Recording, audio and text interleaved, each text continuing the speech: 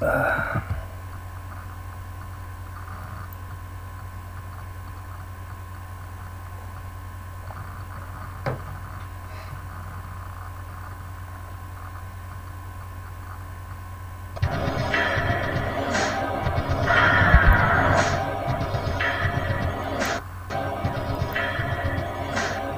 idea was Mortal Kombat?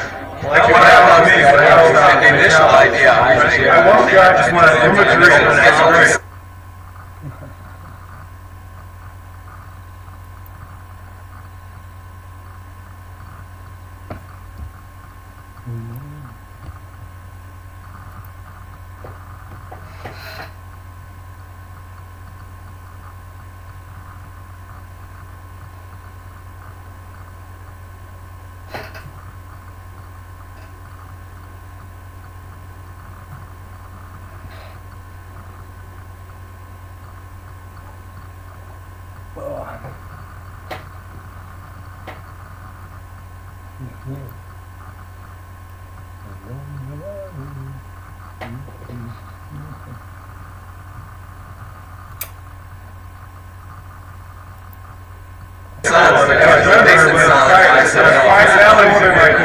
My name is David Mikicic and I'm a graphic artist.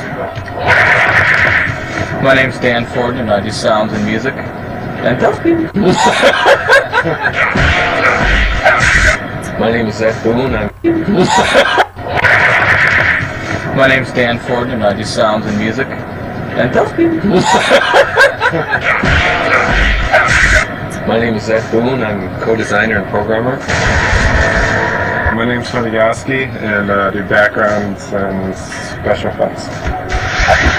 John Vogel, backgrounds and special effects.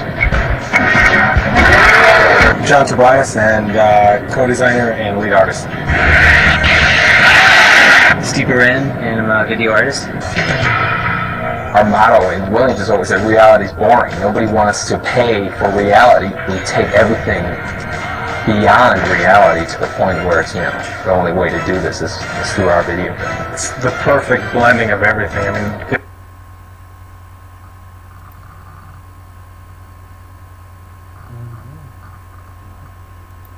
the game is fun to play.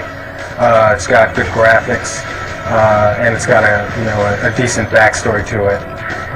It's easy to come up with the ideas, anybody can come up with ideas for games and stuff, but it's to actually convert something from an idea in your head into reality, into something that is a sellable product. That's where the challenge is. This is sort of the very first concept of the story. This guy here eventually became Shang Tsung.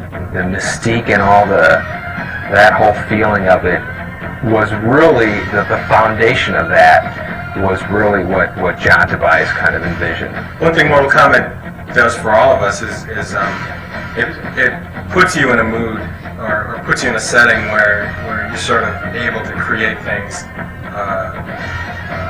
that are surreal. Mortal Kombat 1 took place more, in an unearthly environment, in an Asian type of setting. In part 2, we knew that we were going to send our characters to sort of a different world, and so the door was completely open for us to kind of interpret that in any way we wanted. Mortal Kombat 3 has so much hidden stuff, Interpret that in any way we wanted. Mortal Kombat 3 has so much hidden stuff, it's just endless, just the amount of stuff that we packed in there. Okay, look. I don't know if I should be telling you this, but I'm going to show you a move, okay? Listen. You go back, forward, back, and then down. And then push the run button. And if you do that really fast, I'll be your friend forever. the button and joystick combinations were the expected. Everybody would start looking for them immediately. And that's when I believe Ed came up with this whole sort of combination lock system. There's 6 little boxes, 3 of which are controlled by player 1, 3 of which are controlled by player 2. Try different combinations of those 6. There's a million possible combinations to see what can be unlocked in the game. And then there's John Vogel. He did backgrounds for part 1. He did some stop motion animation stuff for part 2. He did some backgrounds in part 3. He worked on backgrounds along with Tony Yoski. Tony's probably one of the most respected artists in this department. He's probably, probably one of the best artists in any industry. And he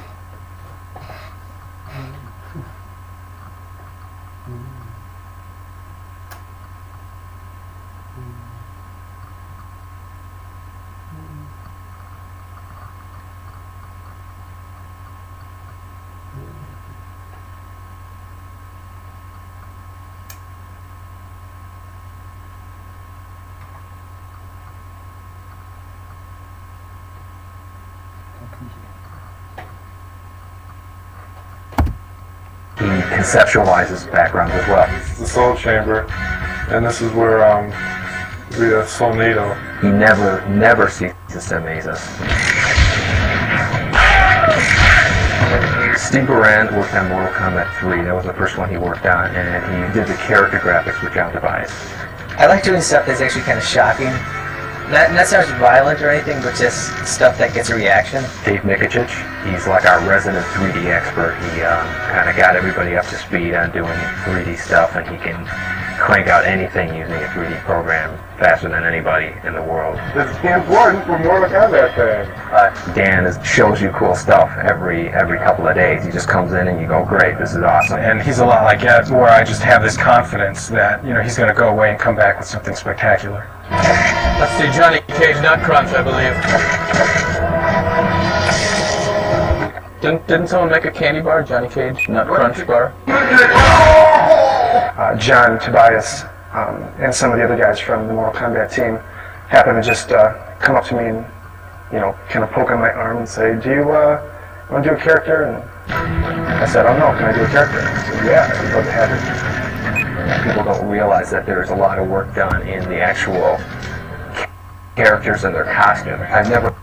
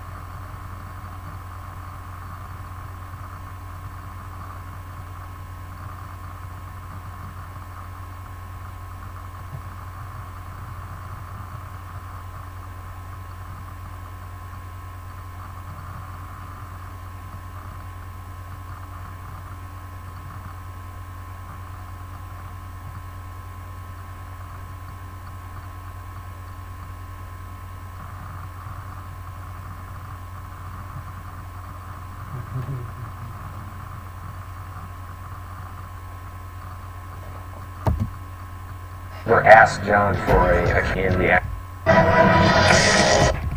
cool stuff every couple of days. He just comes in and you go, great, this is awesome. And he's a lot like Ed, where I just have this confidence that he's going to go away and come back with something spectacular. Let's see, Johnny Cage Nut Crunch, I believe. Didn't someone make a candy bar, Johnny Cage Nut Crunch bar?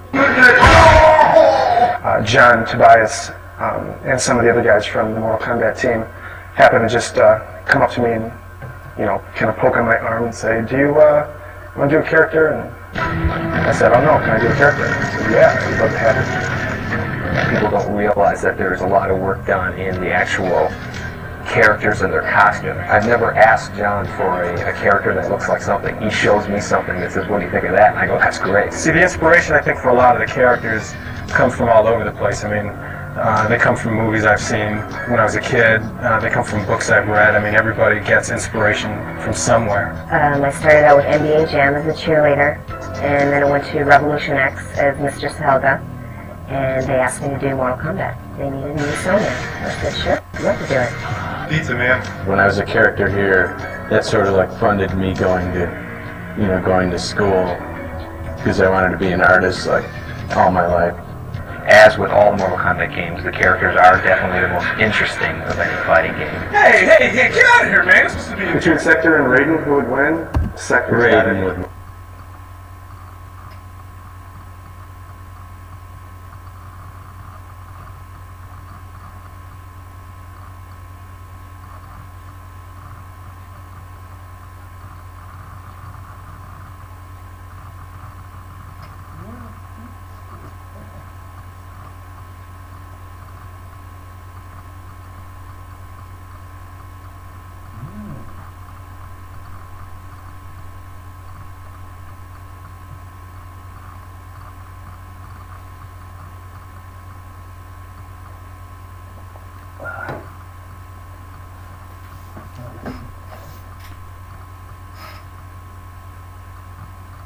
He's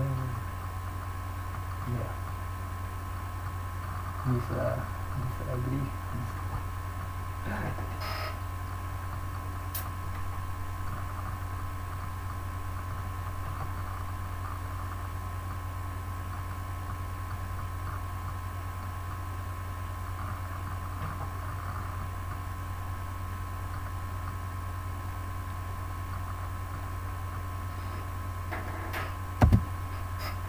Sector's got it in the bag. Parading with Not even trying to. Got it in the bag. Sector, Sector, get trying to. No, get your name out. We're gonna settle this outside, man. Come on. For it now, buddy. Well, let's see. A character would probably first start with me sitting down, staring at a blank wall for a little while, and then after a while, something will hit me, and I'll just start sketching around different ideas.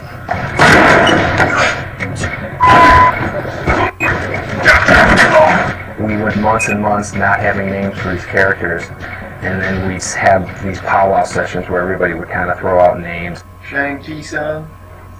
Hey, No more Shang-Chi. Nominations for Shang-Chi-san. The name is a military prototype. And the other one was just like a security guard at a mall that didn't work out right. So how about X11? There goes XLS. See, anything with X is cool. I like XLS. There it goes.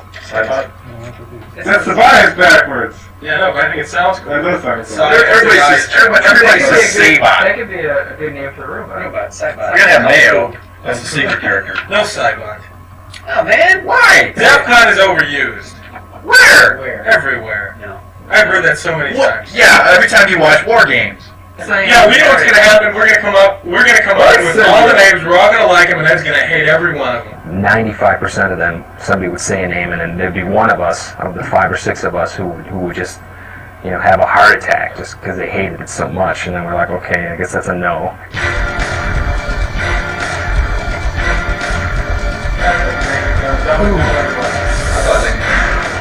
That's good. Don't show that to me. When we started filming a character, we'd get into work probably roughly around 10 o'clock, and usually the whole filming process takes, all day. Oh, an average day of a 14-hour shoot. Let's see. Well, we came in and got into makeup. It didn't take too long for Sonya. She doesn't wear much. And then we have a list, a huge list of animations, kicks, punches, uppercuts, and then it's the special moves and stuff. And we basically go down that list, capturing every single frame of them performing these moves. Hi, Raiden. Hi, Sector. 1, 2, back.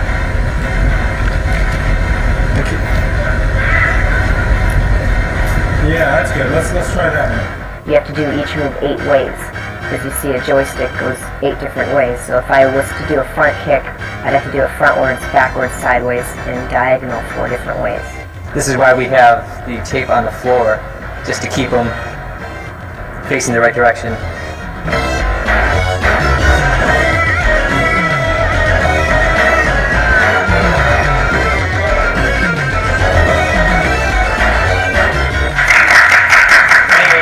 Here's the camera that takes in the signal.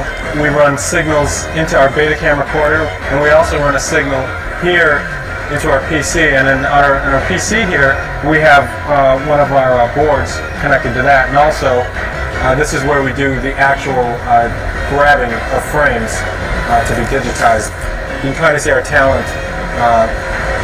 out there, and I'll really quickly grab some images of them.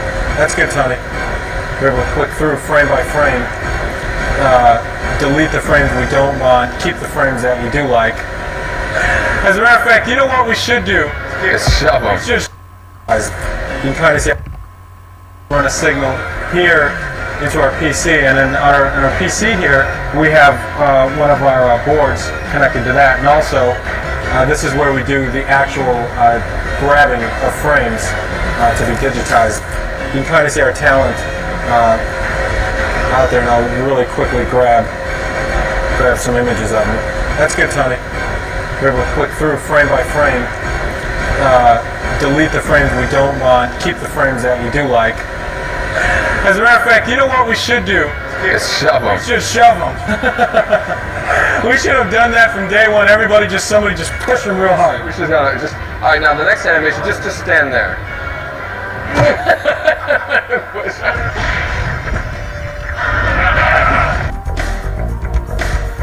The day that we spent filming is probably, like 2% of the entire amount of time that has to be devoted into doing it.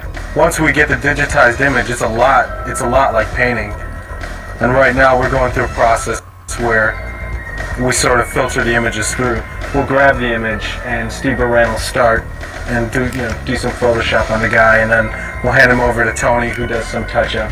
And then it gets passed over to me, and then I do some of this more detailed touch-up, and then I give it back to Steve, and he kind of separates the different colors and creates a different palettes, and then we give it back to Tony, and he does the final touch-up and stuff, and gets it ready for the game.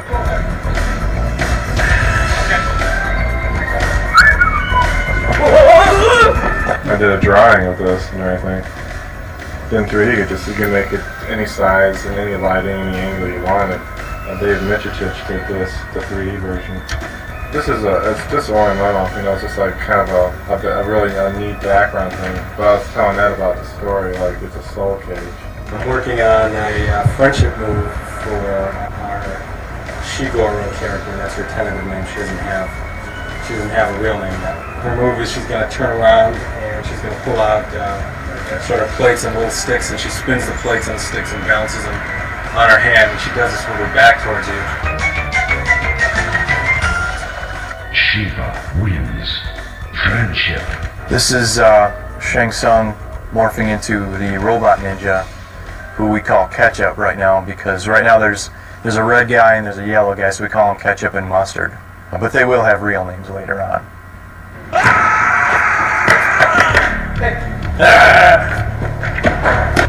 And then you know what? And then we can give them numbers, so if you poop on you too, Right.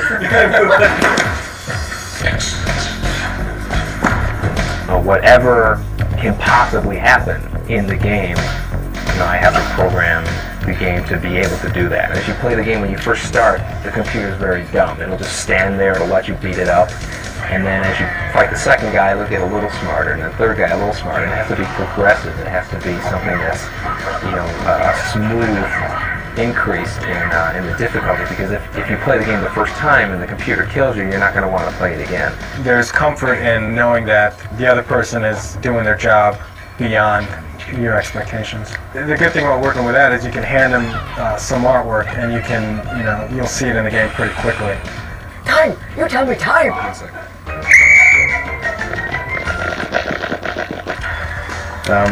We test the games. When it comes close to the time that the game is done, they have us come in and we just play it. We play them all day long and look for bugs. The difference between Mortal Kombat 2 and Mortal Kombat 3 is that they added a run button, and when you use the run button, it makes you aggressive towards your opponent. You're going to have to keep on using the run over and over and over to attack your opponent. What we're going to show you now is a few simple combos that'll get you started playing. A lot of characters have a simple combo of kicks, which usually involves three presses of the same button. Like Cyrax has, you press high kick twice and then back and high kick to the final hit. He does 3 hits and knocks the opponent away. My favorite move would probably be Kano's chokehold. It would be down towards low punch. One of my favorite codes is disable blocking. Each player presses block twice when the code things come up on the screen. And it turns off blocking, so you can't be a defensive player. You have to play offensively or you're going to lose, because there's no way you can block anybody's hits. This is the sound area. This is where they make all the sounds for the game.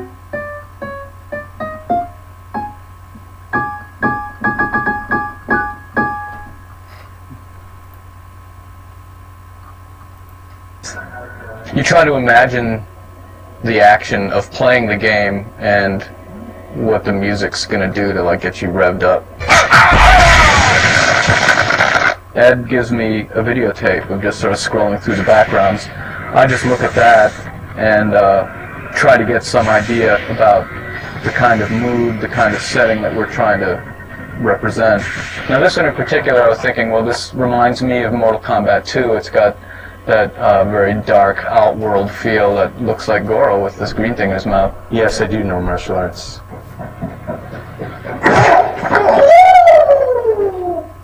Kung Fu. I try to get a rhythm going, and then fill it out with harmony. It evolved from your toast. Let's add boom, pitch down, a few semitones. So, I mean, in the movie, he's Scorpion. You'll see in the credits, I've done the voice of Scorpion. Feel the power of Shao Kahn. You know, Shao Kahn was played by Steve Ritchie, who is the king, as we all know him. Pinball designer. Flawless victory. Basically, everyone has a set of speech calls for attacking, punching, getting hit, getting hit in the face, getting hit in the body.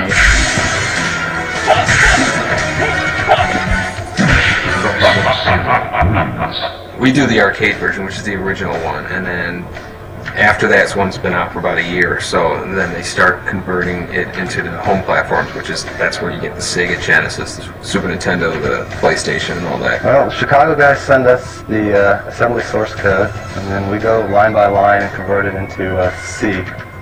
Yeah, so Dropship does all the original artwork that they did, all the finished art.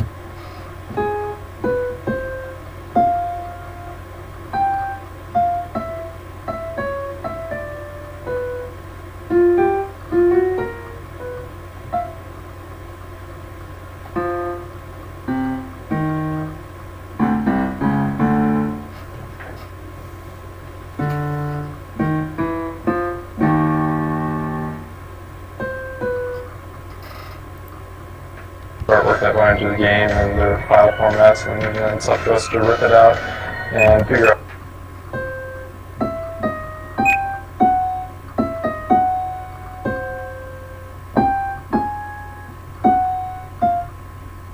what file format would be best to use on our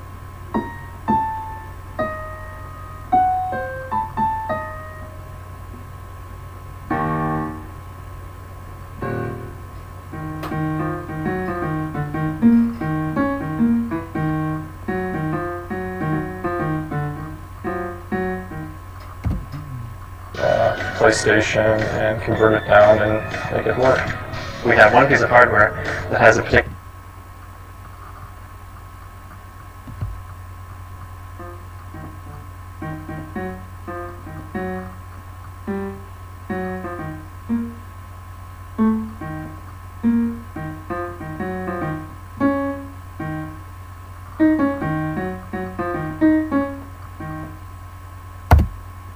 size of RAM and a CD-ROM, which is in the machine. And so what you have to do is you have to decide what chunks of sound data have to come up.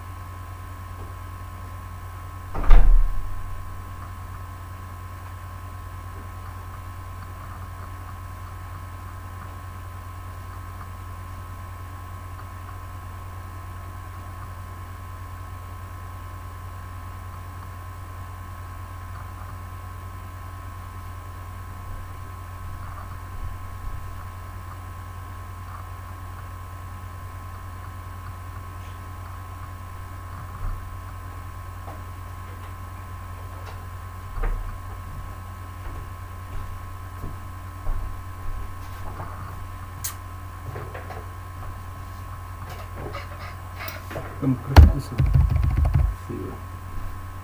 converted into C. Yeah, so drop shipped us all the original artwork that they did, all the finished artwork that went into the game and their file formats, and then it's up to us to rip it out and figure out what file format would be best to use on our PlayStation and convert it down and make it work. We have one piece of hardware that has a particular size of RAM and a CD-ROM, which is in the machine. And so what you have to do is you have to decide what chunks of sound data have to come off of the CD-ROM into the RAM of the machine and at one point in the game. The quality on the PSX is good. It's stereo 44.1 sound, just like you'll buy in any music store, CD shop. It's the same stuff. One of the most amazing things I think we found in the game that we couldn't believe was the fact that Shiva was a stop-motion puppet. When we were originally just looking at the artwork, we were just saying there's no way. I mean, you see like muscles rippling, it looks like her face is changing, it just looked too real. One of the codes, if you, on the briefcase screen, if you push the third symbol down one, you'll get a new exclusive PSX code. So don't think we're going to tell you what it is. New, and if you... It just looked too real. One of the codes, if you, on the briefcase screen, if you push the third symbol down one, you'll get a new exclusive PSX code. So don't think we're going to tell you what it is. We'll just let Find out on your own. Who's the best? Us! Who's the best? Man, who's the best, man? You're the best, man. Oh, man. You're the best. Oh, yeah, man. That really is cool. You know, man. Then disappears and he's like dying and then teleporting. It's all an illusion. It's all an illusion.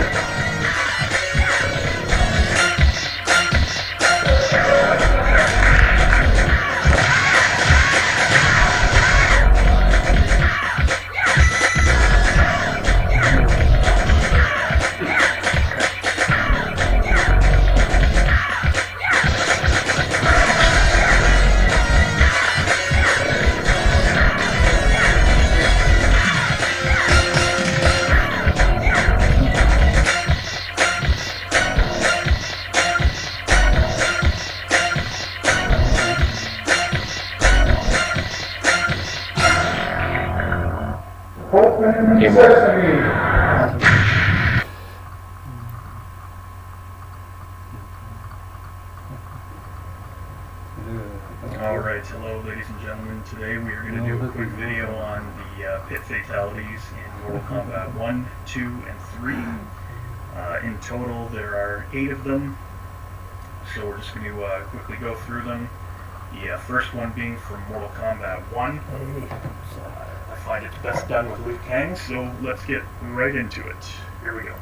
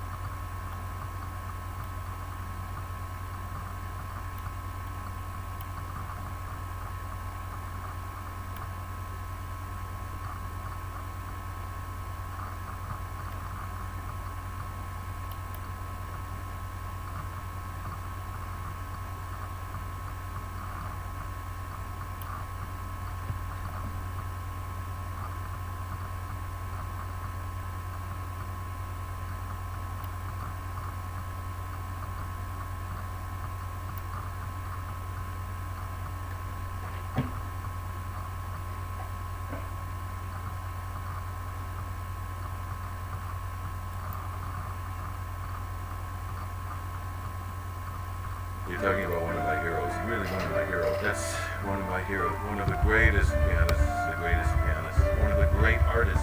We king, the king, queen of queens, a goddess, superwoman. When I look at him, it doesn't kind of make sense to me. These people transcend the piano.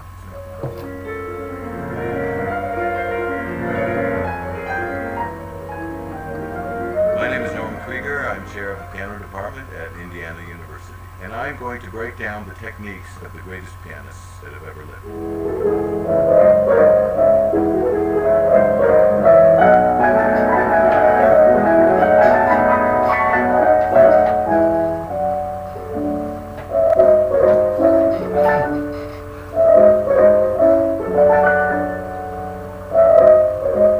Rubinstein's approach to the piano was as healthy and as natural, I think, that one could ever hope for. Rubinstein sat very erect. When he played, he seemed to really engage the piano with tremendous respect.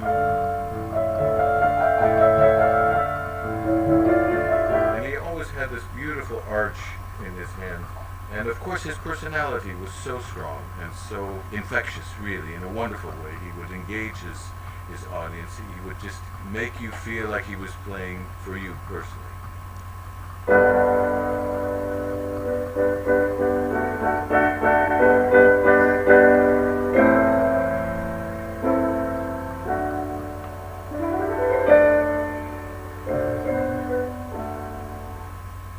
In my lifetime, when I heard him when I was very young, I was so impressed with how evenly he could play. His technique was based on natural physiology and aligning his hands in such a way that there was never any tension. His body just sinking into the key.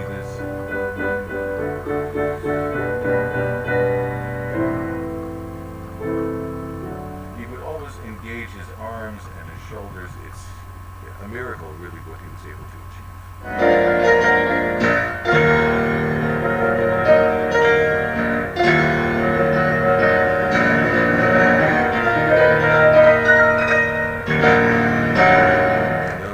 Someone like that play the piano makes me very nervous. One of the things I remember seeing him is that alone right there when he would scoop. Big sonorities that he would get. He would use his stomach, his core. He's actually using biceps, wrist, stomach, and torso. And you can see that very, very clearly. But you can also see the drawing of the fingers inward, holding his finger the way he did. And my understanding is when he saw a film of himself playing, he thought, "Oh my gosh, I had no idea I do that. That's not good." I think a genius like Horowitz just defies everything that we're taught, because he had his own way of making music and he had his own way of approaching the piano. The way he used the concert hall as part of his instrument, the same way he was using the piano to play with sound and dynamics. You can't really get that on recordings, We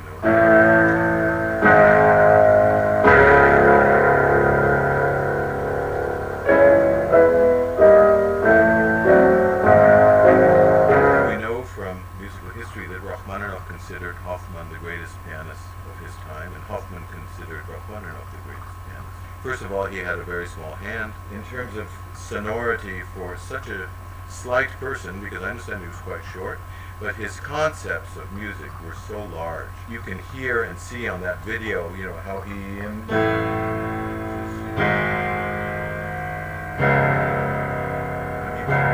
just absolutely,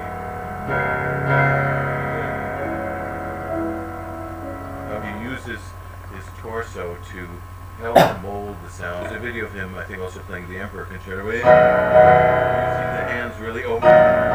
He's always coming off the keys. And then when he falls on the keys, he always breaks the fall with the free wrist. Hoffman was one of the greatest.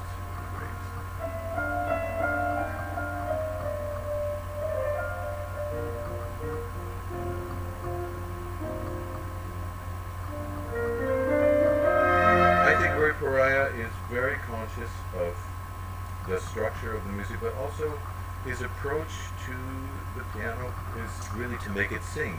When he plays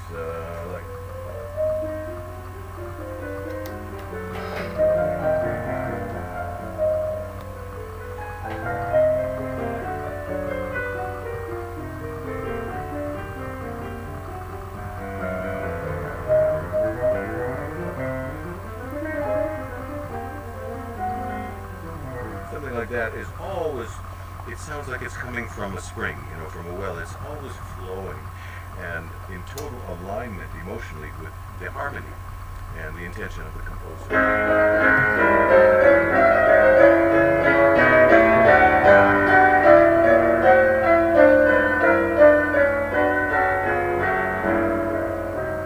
That's one of my heroes, Emil Galels, who probably was the closest physical pianist to my teacher, Adele Marcus. I mean, I always, when I would compare Adele's playing in the studio to Galels, it was actually the same kind of approach. It reminds me a lot of if you were working on a kiln. I just remember seeing Galels use his whole body when he played.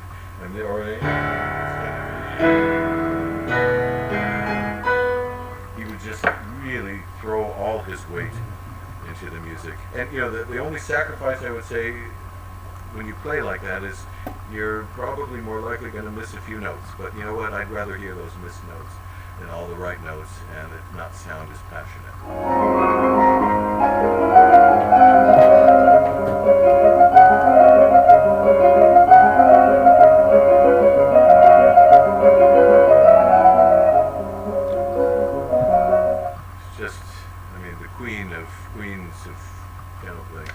This was an artist that did not move very much at the piano.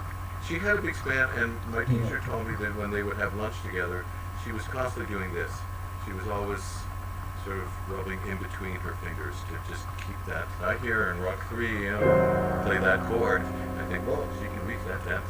You know, that's pretty amazing. I had the privilege of meeting her, and I was so touched, really, and inspired by her personality, which was so direct, honest, simple, no nonsense, straight to the point. That's how she played. But with great warmth, beautiful singing tone, every note was just a diamond, a pearl.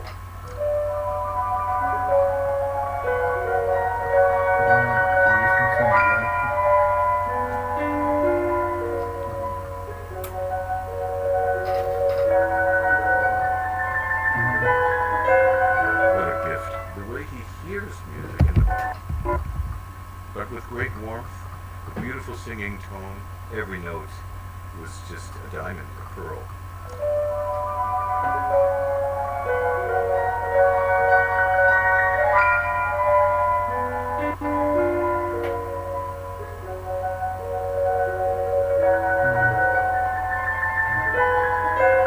What a gift. The way he hears music and the way he plays, it seems to me that he has almost skipped a certain level of effort because he has such a developed ear and such a natural pianism where the muscles never get in the way of what he wants to do. He's kind of like a rubber ball, you know, his body is so free and he has this whenever he plays.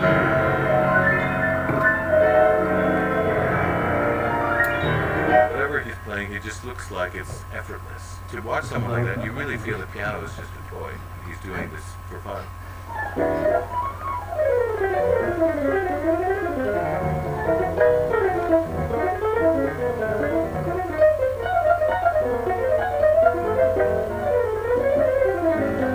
Well, now you're talking about something that's from another planet, I think. I can only share a story that I heard, which was that Vladimir Horowitz and Rachmaninoff would go down and hear our team play in the clubs. And Rachmaninoff used to sit in the back and just shake his head and wonder, like, how is this guy doing this? And Horowitz was so impressed with him that he's apparently spent about 6 or 8 months preparing an arrangement of Tea for Two, and then invited Tatum to his house on 94th Street in New York. And says, he said, Tatum, I want to play this arrangement. I worked on it so hard. So Tatum apparently wouldn't look at the pianist when he would listen. He would turn the other way. And Horowitz did his thing, played Tea for Two, and then Tatum said, that's pretty good, Mr. Horowitz. Can I try it? And he sat down and played exactly what Horowitz had just played. And Horowitz was, no, I can't believe it. I can't believe it. How do you do that? You know, another example of a genius with an incredible ear and a facility that goes beyond anything you can teach.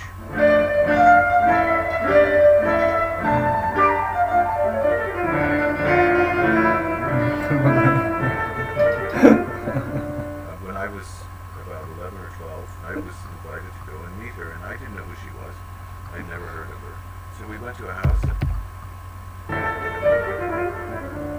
When I was about 11 or 12, I was invited to go and meet her, and I didn't know who she was. I'd never heard of her. So we went to a house, and I played my recital program 4, which I had at that time. One of which the pieces was number 2. And I was having trouble then and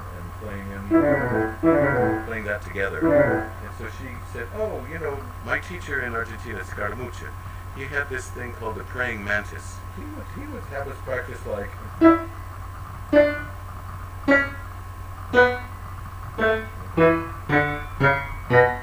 Carrying out the notes. So she showed me that, and she said, "Keep your wrist free and just."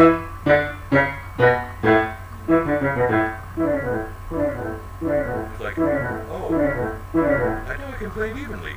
The follow through of the opening of the hand to taking the note and then pulling in and recovery. I think when I sat next to her and I was playing, doing some Rossini overture or something, I just started laughing because I'd never seen fingers like that before in my life. I mean, they were just so beautiful and so developed. You could see every muscle practically in them, and just how free she was. A fascinating personality is always inspiring to listen to.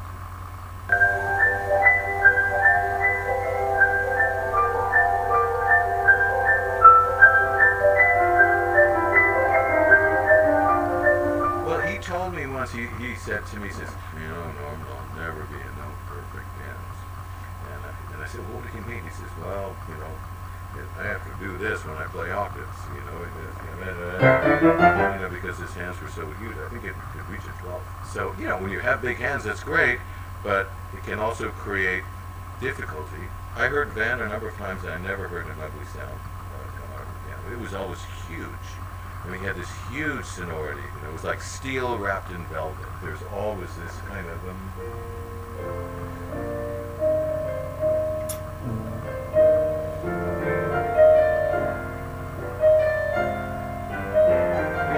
Again, I can't imitate it, but it was just really like, you know, he grew up in a choir. You can hear the choir. You can hear all of the voices and the way he would drop into the...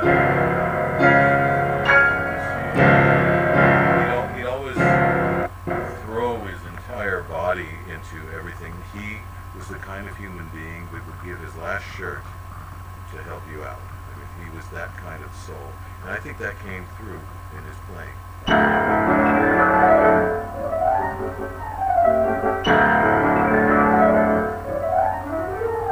There's something about his sound when he's playing like...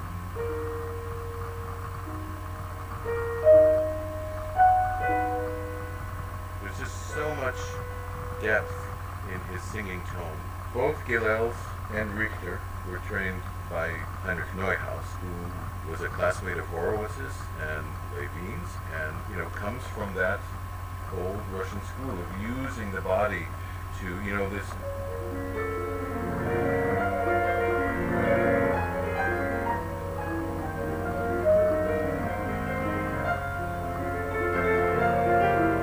My understanding is that in the hall, sometimes when he would choose a tempo that was probably on the slower side, that if you listen to it on a recording, it's not as compelling as it was in the space that he was playing. And that's, again, because he used the hall as part of his instrument. When an artist does that, when they don't just play their conceptual, there is not just this going on here, but there is somebody who really is conscious of how to use their torso, how to use their back, how to use the wrist. I love watching her hands, and especially the pads. I mean, she really takes advantage of the cushion at the tips of her fingers.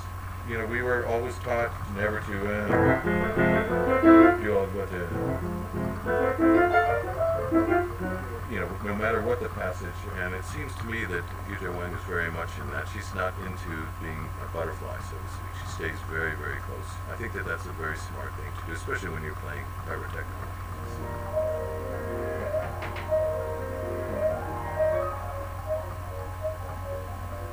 Another example of the old school of Russian piano playing, which is all about color and about finesse, and especially pedaling. I mean, the way, if you listen to him and just focus on his pedaling, it can be a great lesson. It's never really about him. It's always about the sound and about the music. I mean, the man doesn't waste any energy with any unneeded movements.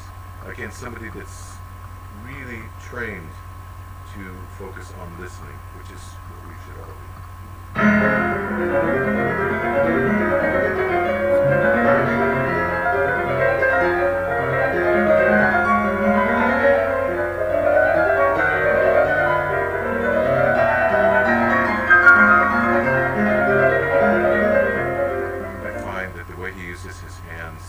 Great lesson for all of us because he doesn't waste any energy.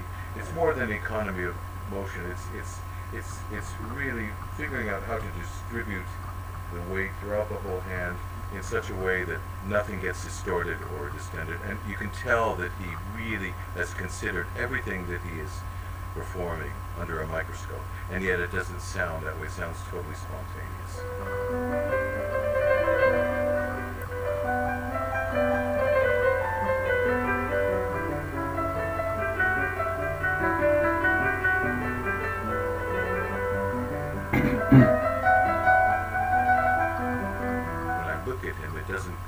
Sense to me because he looks like he's sitting almost in a very relaxed kind of way. I think the magic for me is how does he actually communicate so compellingly music that was meant never to be played in a concert hall. The answer to that question may not be about projection in the traditional sense, but in terms of magical timing in between notes and the balance between the hands. His approach is very organic, very sincere, and very authentic.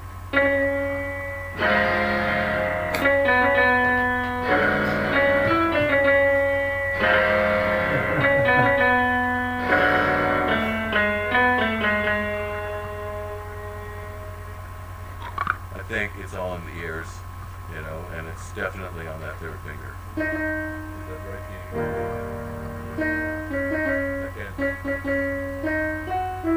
I do know another version of that, which is actually taught to me by when I said it was Brendel. It goes.